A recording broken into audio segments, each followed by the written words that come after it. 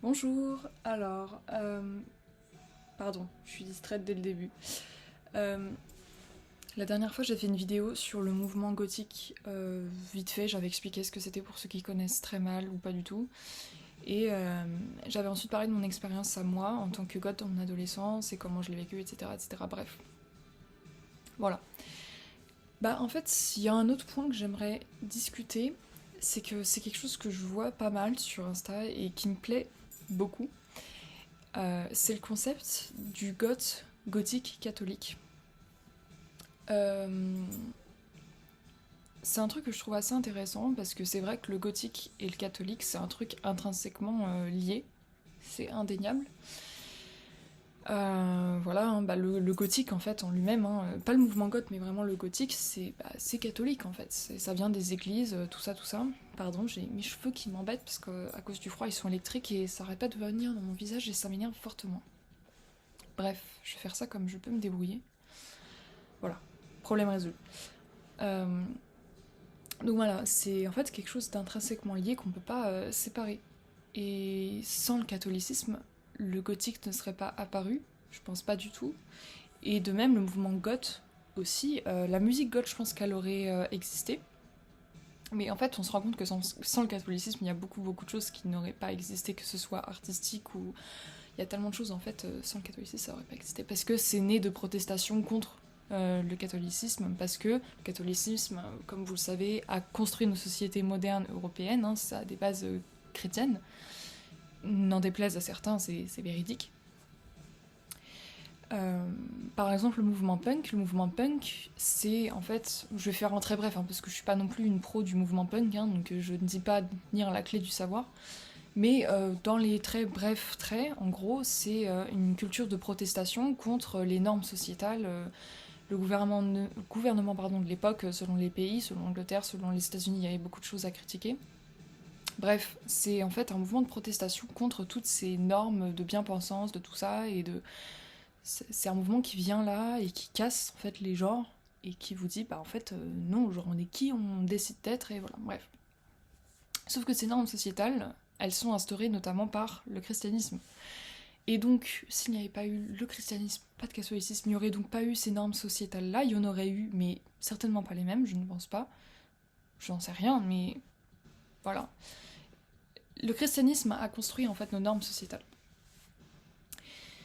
Et donc, bah, s'il n'y avait pas eu de catholicisme, les normes sociétales auraient été différentes, et donc il y a plein de mouvements qui peut-être auraient pris des formes différentes. Je pense que le punk aurait toujours existé parce que des mouvements de protestation, peu importe le gouvernement, peu importe les valeurs de la société, il y aura toujours des mouvements de protestation parce que il y aura toujours des gens en fait pour dire je suis pas d'accord, dans tous les cas. Voilà, soyons clairs, personne ne sera jamais d'accord avec tout le monde. Enfin, le monde ne sera. Bref, vous m'avez compris. Voilà. Et donc, par ce petit chemin, je viens donc à en parler du mouvement goth. Et il y a beaucoup de gothiques, de goths, qui sont chrétiennes ou catholiques. Et il y a plein de gens, il y a d'autres goths qui viennent en disant que oui, mais ça s'aligne pas avec les pensées politiques, la philosophie du mouvement, ça s'accorde pas. Bah non, pas nécessairement, parce que aujourd'hui en fait le catholicisme pardon, et le christianisme en fait dans sa globalité, la religion, aujourd'hui c'est beaucoup associé avec euh, quelque chose de conservateur, quelque chose de droite. Pour les Américains, ce serait quelque chose de républicain. Enfin voilà, c'est en fait vu sous cet angle-là aujourd'hui. Alors que la religion, si vous lisez les évangiles et la parole de Dieu, vous vous rendrez compte que Jésus, c'est pas un mec de droite. C'est pas un mec de droite, c'est un humaniste. Jésus, c'est un énorme humaniste. Et actuellement, en fait, les valeurs de gauche s'alignent plus avec Jésus que les valeurs de droite, dans le sens où Jésus nous dit il faut faire vœu de pauvreté. Alors, pas nécessairement vœu de pauvreté, mais en tout cas, il faut être humble, en fait. Il faut être humble. Il faut pas monter en richesse et montrer sa richesse à tout le monde, etc. Il faut être humble dans la vie, parce que c'est ça qui vous sauve. Et toutes les richesses matérielles de ce monde, c'est pas ça qui vous mènera à Dieu à la fin. Ça, c'est dit clairement dans la Bible, dans les évangiles ou d'autres textes qui nous disent vraiment, il faut pas s'attacher au monde matériel, à ce monde-là. Il faut pas s'attacher à tout ce qui est terrestre, à tout ce qui est le terre ionique. Le terre ionique, c'est associé au démon, c'est associé à Satan, c'est le mal. Il faut pas s'attacher au matériel, il faut pas être matérialiste. Voilà. Donc ça, c'est des valeurs qu'on retrouve à gauche. Évidemment, Jésus, c'était le premier à dire oui, bah, les prostituées, si elles se repentissent, on peut les sauver. Marie-Madeleine, l'apôtre des apôtres, comme on la surnomme. C'était un féministe aussi. Dans la Bible, je suis désolée, mais ce cliché de dire que oui, alors... j'entends très très souvent dire des gens qui connaissent très mal la religion, qui disent que oui, le christianisme, de toute façon, c'est comme les autres religions, la femme est soumise à l'homme, c'est pas une religion féministe, etc., etc. Bah encore une fois, lisez la Bible, lisez les évangiles, et vous vous rendrez compte que vous dites des énormes conneries. Voilà, Jésus a toujours dit, la femme est égale à l'homme. Ça a toujours été dit. Alors, en fait, ce que vous citez, ça appartient à l'Ancien Testament. Il y a certes dans l'Ancien Testament des passages qui nous stipulent que la femme est inférieure à l'homme, et encore, c'est pas vraiment un truc hyper hardcore, hein, comparé à l'islam ou d'autres religions, franchement, bah c'est soft quoi, genre y a rien de grave. Et l'Ancien Testament, en plus de ça, c'est pas chrétien. C'est pas chrétien du tout. L'Ancien Testament, c'est en fait c'est équivalent à la Torah des Juifs. Et nous, en tant que chrétiens, ou du moins catholiques, après les protestants, mais je pense que les protestants c'est pareil, hein, tous les chrétiens, voilà. Nous, en tant que chrétiens, on suit le Nouveau Testament, qui est Jésus en fait. Le Nouveau Testament, c'est à partir de la naissance de Jésus, si vous voulez. Là où l'Ancien, c'est avant la naissance de Jésus. Donc en fait, on le prend comme texte historique, parce qu'il y a quand même des bonnes valeurs et des choses très intéressantes dans l'Ancien Testament, donc on le prend en fait l'Ancien Testament comme socle, comme base, au Nouveau Testament que nous suivons. Voilà, l'Ancien Testament, on n'est clairement pas obligé de le suivre. Hein. Je connais beaucoup de chrétiens qui ne le suivent pas, qui prennent ça juste comme texte historique. Voilà, parce que c'est toujours intéressant et qu'il faut pas se tourner le dos à l'histoire, sinon c'est de l'obscurantisme. Donc c'est pas quelque chose à jeter, mais c'est pas non plus quelque chose à suivre au pied de la lettre. C'est pas comme le Nouveau Testament. Donc on inclut l'Ancien Testament dans la Bible, mais on le suit pas, quoi. Ça appartient plus aux Juifs. C'est avant Jésus. Nous, on suit Jésus, je vous rappelle. On suit pas je sais pas qui, on suit Jésus. Donc la parole de Jésus, donc le Nouveau Testament. Donc certes, dans l'Ancien Testament, on trouve des textes discutables sur la condition de la femme, mais ça nous appartient pas à nous, genre ce n'est pas ce que Jésus nous a enseigné, donc... Voilà, vous vous énervez dessus si vous voulez, mais venez pas dire que c'est le christianisme, parce que ça ne l'est pas. Voilà. Chose dite. Voilà, c'était juste histoire de parler du catholicisme, je sais plus ce que j'ai dit au début, là je me suis un peu écartée, mais je dis un peu ce qui me tient à cœur, et voilà. Pour ceux qui savent pas, vous mourrez moins con ce soir, voilà. Vous dormirez, pardon. Et vous mourrez moins con dans tous les cas aussi. Voilà. Donc maintenant, je vais parler donc du sujet que je voulais parler de base, qui est du coup le gothique, le mouvement goth en fait, et le catholicisme, christianisme, et surtout catholicisme, et en fait comment c'est lié. Et que c'est complètement compatible, bien plus que les goths ne le pensent, les goths athées du moins ne le pensent, parce que dans le mouvement goth, on trouve beaucoup d'athées, des catholiques, chrétiens, protestants, ce que vous voulez, des chrétiens en général, et on trouve aussi des satanistes, et sans doute d'autres personnes, d'encore d'autres confessions, et j'ai rien contre ça. Voilà, soyons clairs. Maintenant, je sais pas quelle est la majorité, je sais pas s'il existe un sondage ou des statistiques là-dessus de quelle majorité de goths, quelle religion est en majorité chez les goths, voilà, je ne sais pas s'il existe un sondage là-dessus, je trouve que ce serait très intéressant de savoir. Voilà, à titre personnel, je trouve que c'est quelque chose d'intéressant. Mais voilà, je ne sais pas, et je vais pas commencer à partir dans des suppositions parce que je n'en sais rien. Voilà. Maintenant, ce que je sais, c'est que du coup, encore une fois, le gothique ne serait jamais existé sans le catholicisme.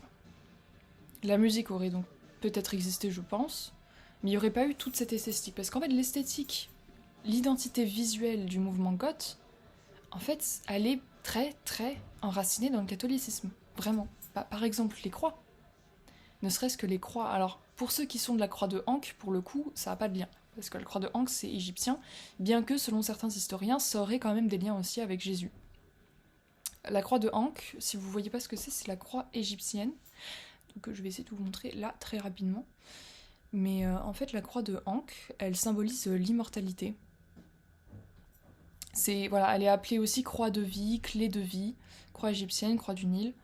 C'est un hiéroglyphe et ça symbolise donc l'immortalité, le cycle de vie, ce genre de truc. Et elle fait quand même beaucoup penser à la croix de Jésus.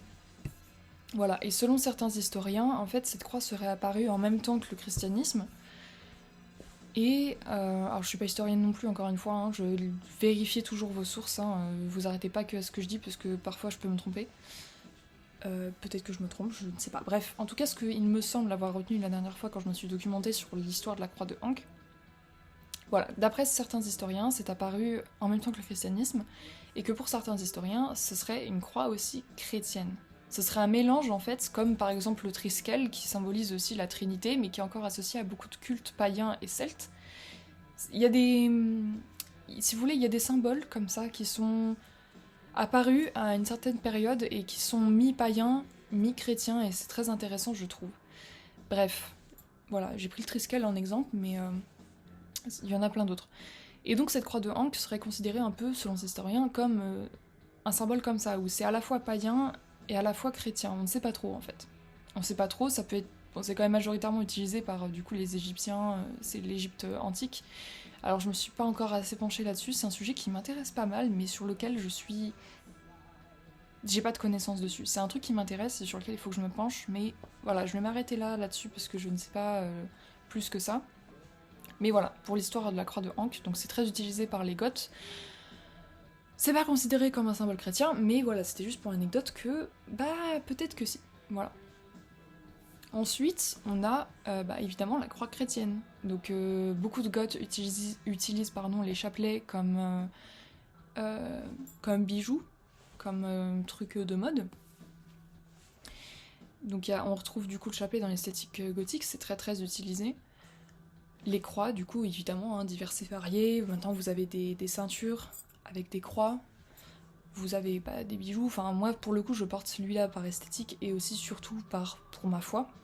Mais je l'ai aussi choisi pour son côté esthétique. Pour la petite histoire, en fait, c'est une croix d'un ancien chapelet qui a cassé. Et donc, j'ai récupéré la croix pour en faire un collier parce que je la trouvais très jolie. Parce qu'il y a vraiment le Christ crucifié dessus. J'adore ce détail sur les croix. Quand on a vraiment le Christ crucifié dessus, j'aime beaucoup, beaucoup. Avant, j'avais une croix plus simplifiée et en plus elle était dorée et je suis pas très friande du doré, je préfère l'argenté. Bref, voilà, c'était l'instant petit avis personnel. Bref. Donc, évidemment, toute l'esthétique visuelle du mouvement goth appartient au gothique. Et même dans son nom même, en fait, dans son nom propre, dans son étymologie, gothique, ça vient, si je me trompe pas, hein, ça vient quand même des Visigoths. Alors les Visigoths, c'était espagnol, arabe, je sais plus trop. Bref, je sais plus l'origine des... Ouais, c'était en Espagne. Bref, là-dessus, je suis pas du tout calée, donc même chose, hein, renseignez-vous vous-même. Voilà. Mais, enfin, ça a une racine très très très très très ancienne, en tout cas. Voilà, et puis après, du coup, c'est devenu le mouvement architectural gothique. Voilà. Et jusqu'à là, c'est remonté le mouvement goth. Mais le mouvement goth est vraiment, vraiment enraciné dans le catholicisme. Donc c'est quand même assez paradoxal d'avoir beaucoup de goths qui sont contre les religions, contre surtout le christianisme. Donc ça va être les goths plus associés au punk dans le sens hyper politisé, etc. Bah, c'est quand même assez paradoxal parce que votre mouvement est quand même très enraciné dans le catholicisme. Donc bon, après vous faites ce que vous voulez de cette information, hein, évidemment. Je dis pas que tous les goths doivent devenir catholiques, mais bah c'est pas tous les... En fait, tous les goths qui disent que les chrétiens, goths et tout, c'est une antithèse, machin, machin, ça n'a pas lieu d'être, bah si. Bah si, c'est cohérent en fait, c'est complètement cohérent d'ailleurs. Je peux continuer encore avec l'esthétique mortuaire, parce que moi ce que j'aime beaucoup c'est quand on me dit que le christianisme c'est un culte de l'incarnation. C'est une religion de l'incarnation, parce qu'on est la seule religion en fait à avoir eu Dieu qui s'est incarné et qui a foulé notre terre, qui est venu parmi nous, qui s'est incarné sous forme d'homme.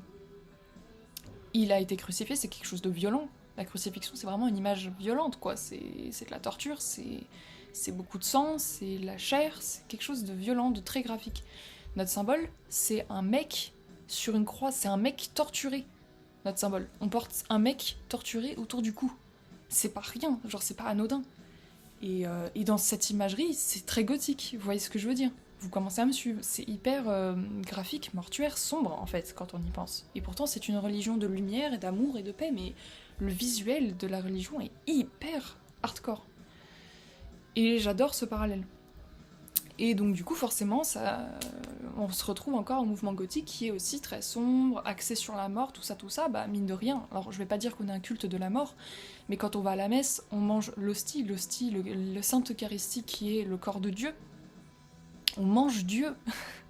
On est proche du cannibalisme. Donc évidemment j'extrapole en disant ça, mais vous comprenez encore une fois où je veux en venir en fait.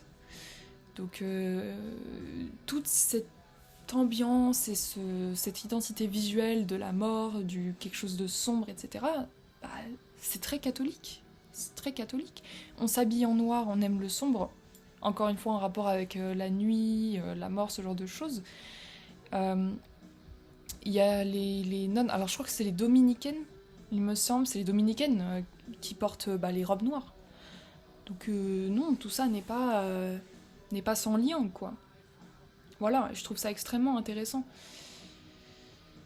Qu'est-ce que je pourrais citer d'autre? Les os, les reliques. Même chose, quand on regarde les reliques de l'église catholique, il y a des trucs un peu space quand même. Que ce soit un doigt, la dernière fois j'ai vu un reliquaire, où c'était un doigt, dans un reliquaire. Si vous voulez voir des reliquaires, il y en a pas mal. Alors pas avec des reliques à l'intérieur, il ne me semble pas, mais les reliquaires en soi, l'objet est magnifique. Si vous êtes féru de ce genre d'esthétique, de l'identité visuelle du christianisme, de l'époque médiévale, je suis très grande fan de l'époque médiévale. Voilà, si vous êtes féru de tout ça et que vous êtes proche ou sur Paris, allez faire le musée de Cluny, c'est une perle rare. Voilà, c'est un très très beau musée et c'est incroyable. En tant que goth, j'ai kiffé faire le musée Cluny parce qu'encore une fois, c'est du médiéval. J'adore le médiéval. Et puis les reliquaires, encore une fois, beaucoup de choses d'identité chrétienne. Donc du coup, beaucoup de Christ crucifié, des choses très mortuaires en fait, encore une fois. Donc si vous voulez rentrer plus dans le détail de ce que je raconte, faites le musée de Cluny, vous comprendrez tout de suite en images ce que j'essaie de transcrire. Voilà. Parce que de même, le goth et le médiéval, c'est très lié aussi, je trouve. C'est hyper... ça match énormément. Mais bon, ça c'est encore un autre sujet, donc je vais pas trop dévier non plus. Mais c'est pas si éloigné que ça, en vrai, comme sujet. Mais bon, bref. Je vais rester sur ce dont je parle. Donc, comme exemple, du coup, on a les reliques. Les reliques, c'est quand même un peu space, encore une fois. D'avoir un cadavre conservé de siècles et qu'on vient vénérer, c'est un peu étrange aussi, d'un point de vue extérieur. Moi, ça me paraît pas étrange, je trouve ça magnifique. Mais je peux comprendre qu'un athée ou autre chose, quand ils voient ça, ils se disent c'est quand même un peu particulier, quoi. Donc, voilà. En fait, voilà, la mort, c'est vraiment quelque chose de très présent dans le catholicisme. Voilà, je sais pas si tous les chrétiens s'en rendent compte, mais on est quand même... On n'est pas un culte de la mort non plus, je n'aime pas ce terme parce que ça correspond pas. Mais bon, la mort est quand même une partie intégrante de notre religion. On a quand même notre Christ, notre roi des rois, qui s'est incarné, qui est mort, qui a été torturé, crucifié. Il est descendu aux enfers, et le 3e jour, il a ressuscité. Enfin, je veux dire, je sais pas, l'imagerie, elle est quand même... Waouh. Elle est forte, elle est très, très, très, très, très graphique. Voilà, on est un culte du martyr, en fait. C'est un peu ça. Du martyr, de la souffrance. Mais de l'amour dans la souffrance, et évidemment, après, de la lumière, tout ça. Mais je suis pas en train de dire que le christianisme, c'est une religion sombre ou autre, pas du tout. Mais voilà, l'esthétique, elle a forgé le mouvement goth qu'on connaît aujourd'hui, l'identité visuelle du mouvement goth, elle est issue du catholicisme, n'en déplaise à certains. Notre identité visuelle, elle est quand même très très catholique en fait. Et c'est là d'ailleurs qu'on rencontre pas mal de problèmes. Par exemple, beaucoup de goths non-croyants, voire même pire, qu'ils soient satanistes ou autres. J'ai rien contre les satanistes parce que c'est une religion sur laquelle je suis très documentée, donc je vais pas venir critiquer, c'est pas du tout l'objet. Je suis extrêmement très documentée sur les religions païennes et satanistes. Bref. Mais voir quand même qu'il y a beaucoup de goths athées ou d'autres confessions, religions, qui utilisent en fait le chapelet ou les croix comme simple bijou, bah c'est là qu'on rencontre des hicks, c'est que c'est pas hyper respectueux. Et bah ouais, moi ça me dérange, genre je suis pas celle qui va venir te dire ah enlève-moi ça, est-ce que t'es croyante ou pas avant de mettre ça. Non, je vais pas venir vous emmerder comme ça parce que je suis pas comme ça. Mais au fond de moi je le pense et je me dis bon, c'est quand même un peu irrespectueux, tu vois. C'est comme si t'allais porter le croissant musulman parce que tu trouves ça joli. Ça te viendrait pas à l'esprit de faire ça, donc pourquoi tu fais ça avec le catholicisme? Voilà, c'est toujours une question qui revient assez souvent et c'est quelque chose qui m'énerve. Bref. Après les bouddhistes aussi on utilise, ça me concerne pas, mais il y a quand même beaucoup de gens aussi qui utilisent l'esthétique bouddhiste euh, comme style. Genre le symbole de Bouddha, enfin je sais pas comment ça s'appelle parce que je suis pas du tout bien renseignée sur le bouddhisme, mais je sais qu'il y a pas mal de gens qui reprennent des symboles de la religion bouddhiste sur leurs vêtements, dans leurs bijoux et tout, alors qu'ils en ont rien à secouer de la philosophie de religion bouddhiste. Voilà, bon c'est pas autant employé que le christianisme quand même. Le christianisme a été tellement, tellement, tellement détourné en objet de mode. Bon, je trouve ça toujours un peu moyen quoi, quand il n'y a pas de foi derrière, quand il n'y a pas le cœur derrière avec, bon, c'est moyen, tu vois. Si vous êtes goth et que vous utilisez des croix chrétiennes alors que vous ne l'êtes pas, que vous ne croyez pas en Dieu, bah utilisez plutôt une croix de Hank comme alternative. Ou des os ou autre chose, enfin vous voyez ce que je veux dire. Il y a d'autres alternatives que d'utiliser un symbole d'une religion auquel vous ne croyez pas et que voire même vous bafouez parfois. Voilà. Donc voilà, c'était juste pour dire tout ça. Je pense que j'ai fait le tour. Au départ, je voulais faire une vidéo vraiment courte, un peu complémentaire à ma vidéo de l'autre jour sur le mouvement goth en fait. Parce que en fait, en terminant la vidéo de la dernière fois, je me suis rendu compte que j'ai complètement omis de parler de ça, alors que c'était un truc aussi qui me tenait à cœur. Donc voilà, maintenant j'en parle dans celle-ci. Elle fait 21 minutes 50. Ah, maintenant 22, bref. Voilà, c'était juste histoire de parler de ça aussi, parce que c'est un sujet que je trouve extrêmement intéressant. Voilà, mais il y a beaucoup, beaucoup de goths chrétiens en fait. Parce que de même, là je parlais des goths du côté du mouvement goth que j'apprécie moins, genre qui peut m'énerver parfois, etc. Mais de même, à l'inverse, il y a aussi beaucoup, beaucoup, beaucoup de catholiques qui disent que ouais, non mais les gothiques, machin, c'est des satanistes, c'est quelque chose de bizarre, de mal ou autre, mais encore une fois, c'est aussi une preuve de mauvaise foi, et sans mauvais jeu de mots, et de comment ils sont mal enseignés, quoi, en fait. Renseignez-vous, ça vous coûte rien. Ça vous coûte rien. Parce que si, encore une fois, il y a des goths qui critiquent le catholicisme, etc., sans connaître quoi que ce soit, ben, encore une fois, on trouve aussi, chez les catholiques, beaucoup, beaucoup, beaucoup de préjugés, et c'est ça, parfois, qui, au départ, m'a mise très, très réticente, en fait, à entrer dans l'église, parce que, à cause de ces personnes très dans le jugement, dans la critique, tout le temps. Alors que, encore une fois, bah, Dieu ne vous enseigne pas ça. Jésus ne vous enseigne pas à critiquer vos compères. Donc pourquoi vous le faites? Enfin voilà, le nombre de catholiques, de chrétiens en général, qui ne suivent absolument pas leur philosophie, c'est un truc qui m'énerve, et c'est pour ça aussi que le christianisme a une mauvaise image. Et ce que je comprends, parce que moi-même je l'ai observé, je suis pas comme ça, mais c'est vrai que j'ai connu beaucoup, beaucoup de chrétiens dans ma vie qui sont tout l'inverse.